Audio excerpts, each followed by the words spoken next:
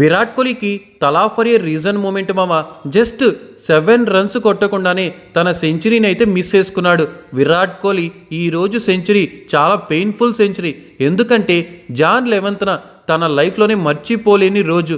ఎందుకంటే June 11th Vamika birthday, Virat Kohli కూతురుది. ఈరోజు మంచి సెంచరీ చేసి వామికాకి గిఫ్ట్ ఇస్తాడు అని ఎక్స్పెక్ట్ చేస్తూ ఉన్నాము. కానీ 90sలోకి వచ్చేసాడు.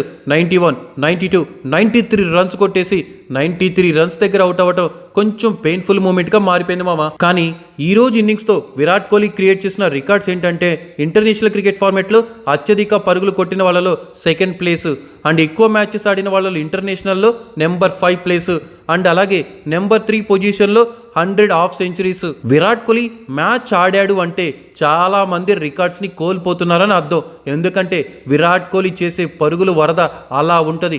విరాట్ కోహ్లీ క్రియేట్ చేసే రికార్డ్స్ సిచ్యువేషన్ అలా ఉంటుంది. మరి ఆడేది తక్కువ మ్యాచెస్, క్రియేట్ చేసేది ఎక్కువ రికార్డ్స్ మీదే విరాట్ కోహ్లీ పేరు చిరస్థాయిగా మిగిలిపోద్ది. అట్లుంటుంది మరి విరాట్ కోహ్లీతో.